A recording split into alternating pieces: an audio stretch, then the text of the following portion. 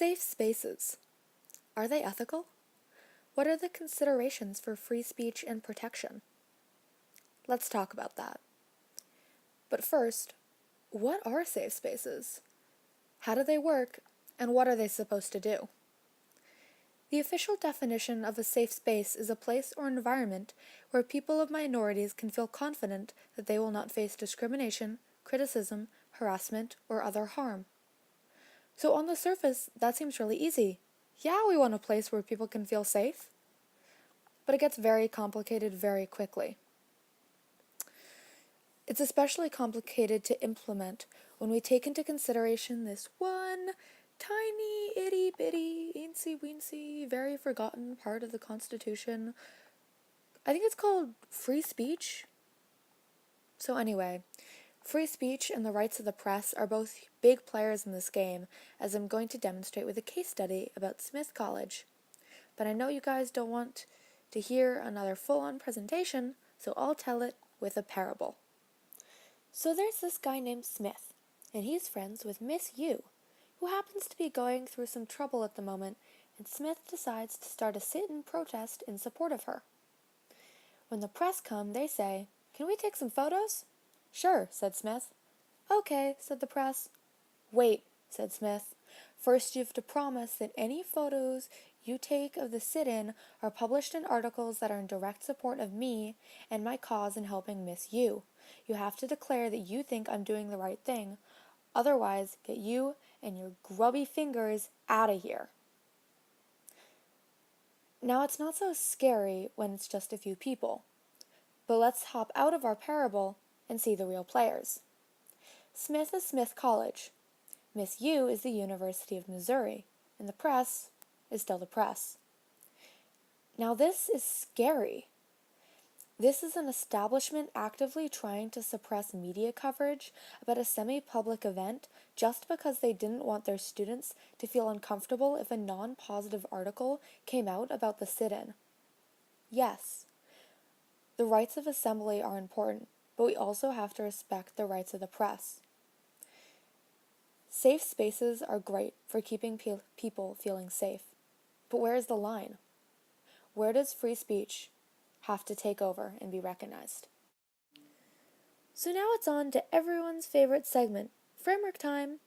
So we're going to start off with our old buddy consequentialism, which I like to call outcomes, outcomes, outcomes, because it's the ethical framework that says that you should plan your action based on the desired outcome.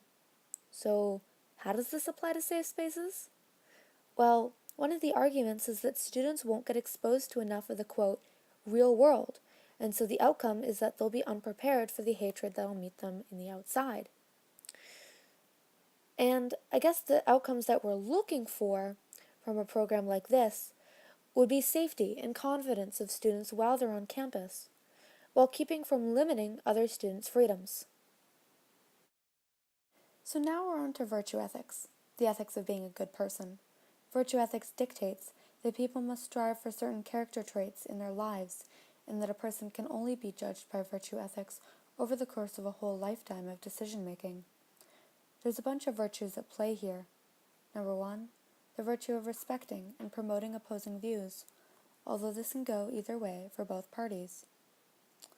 The virtue of inclusiveness and the virtue of kindness, although it can be argued that kindness can go either way in either educating people or protecting others from them.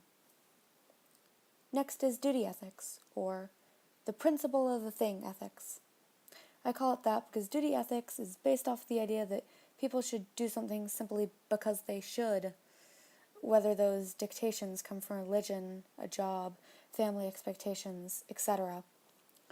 The duties of the university here are to protect students who feel unsafe, a duty to respect free speech in all students, a duty to make people feel comfortable without violating the first two duties, and also a duty to keep their own branding, which I'll talk about later. Lastly is rights ethics, the stay in your lane ethics. Rights ethics is based off of the idea that people have inherent rights, and the ethical thing to do is to keep from infringing on others' rights to do something or to have their right to have something be provided. There's a number of different rights that get involved here, a few that we talked about before. The right of free speech for the offending student, the right of safety for the minority student, the right of the university to be able to control hate speech to at least a certain level. So now we're on to meta-ethics, the ethics of how to talk about other ethics. Subjectivism is the idea that people have their own personal truths, and so we actually cannot declare if an action is good or bad because we don't know where it's coming from, what history causes this person to believe what they believe. This implies that because we don't know why people are saying hateful things, it may not be bad, and so perhaps our job is to educate instead of condemn. Amoralism would say that because there is no good or bad speech, we actually cannot make safe spaces because there is no real speech that is inherently bad and should be shut out. So after all of that nice checking in with the 4 ethical frameworks and 2 of their weird ethical uncles, I've made up my action plan. So as I've been talking about the whole time, the 2 big issues that are on the table are safety and free speech. I want a plan where the liberal idea of protecting different viewpoints is not only respected, but upheld. However, I think different universities should retain their right to be able to condemn and show disciplinary action to those who engage in hateful speech against other students. So here it is. My plan. My plan is to respect the liberal idea of free speech by reframing the idea of safe spaces and turn them from places where some speech is, quote, not tolerated, and instead focus on making these spaces of inclusiveness. Note, I think it's fine not to tolerate some speech, but can we at least let it be spoken about and brought into a zone of discussion? We can't improve on these issues by hiding them under our carpets.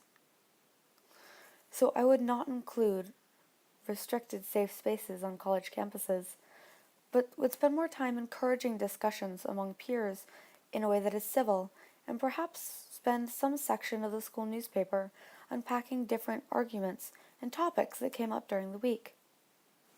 And perhaps some sort of mandatory class that brings up these issues and allows them to be discussed in an open setting. However, I don't feel it inappropriate for a student to be asked to leave a public area if they are actively disturbing the peace, because the university staff must have some control about what is being said on their grounds. Just not in a way that declares that being comfortable is more important than listening to opposing viewpoints. I think this finds a not perfect, but pretty good balance between the rights of free speech and protection, which is what we were hoping for all along. So, to wrap up, I want a program that focuses on students' worth rather than the worth of their ideas, a focus on common discussion about current issues that doesn't marginalize any views, but does let the university have power over speech if necessary. I'd like to thank you all for listening to me. I know you all came in with your own preconceived notions about this topic, but I hope I gave you something to chew on for over the summer. Thank you.